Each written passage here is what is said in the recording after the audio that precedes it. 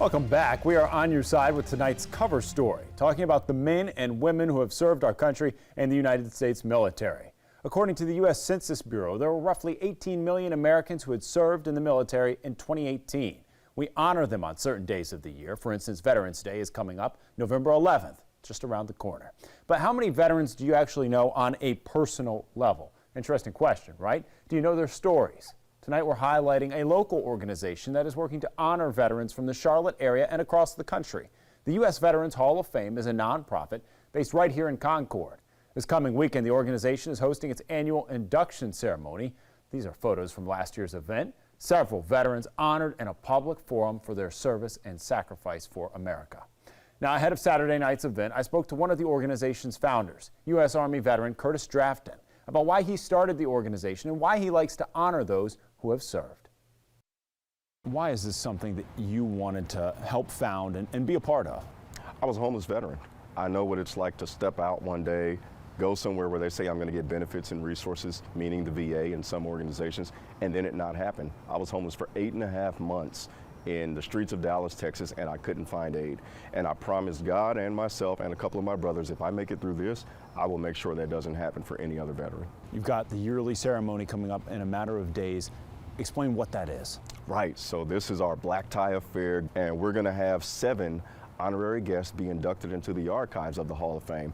So everybody from Corporal Jan Scruggs, who served in Vietnam, who is the founder of the Vietnam Memorial Fund and the Vietnam Memorial Wall, all the way up as high as Sergeant First Class Melvin Morris, who received the Medal of Honor from President Obama. We're talking about 7 historic women and men who have done at the highest level what our military is required of them, what this country needed, and now they're still giving back to their communities.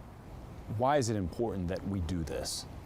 If we don't do this, it is literally, and some people say it's cliche, it shouldn't be, it's literally the case where these men and women could die, and we just spoke about this as well, their stories could die with them.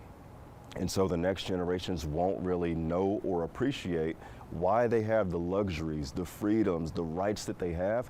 It's because somebody decided to wake up one day, take an oath, and go protect the borders of this state, country, and even other countries' borders from tyranny. You know, so it's important that we do this now, and then on the backside of that, let's appreciate the men and women who've done so to show that we're on the right track and that other countries can look at us and say, you know what, that U.S., they're doing it the right way. And big thanks to Curtis for his time. We also wanted to speak to one of the veterans being honored. Phyllis Wilson is who we talked to. She served 37 years in the Army as a military intelligence voice intercept operator. She has served around the world and has visited more than 35 countries across Europe, Asia, Africa, South America, and North America. Incredible, right? She is currently the president of the Military Women's Memorial, and this weekend she's being inducted into the U.S. Veterans Hall of Fame. I joined the Army. I turned 21 in basic training. I had tried to strike out on my own as a civilian. Nobody in my family had served in the military, so I really didn't know what I was getting myself in for, but I knew that they had college money. And to be honest, that's why a lot of us join, is for the benefits, but we stay because of the team.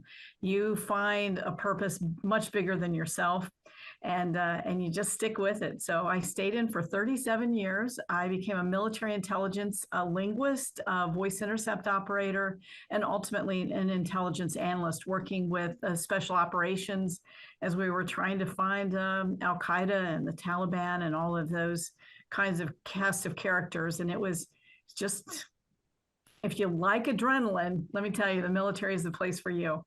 When you think of your military experience, what highlights come to mind? What are the experiences that you remember the most or that are top of mind for you? Well, you know, I have 4 sons that are combat veterans, and I think that for me, the crossing our paths while we're both still in uniform was really fascinating, whether we were overseas in Iraq or getting to watch them graduate jump school themselves, just to watch them and be so proud. Why is it important to honor folks who have served the United States of America?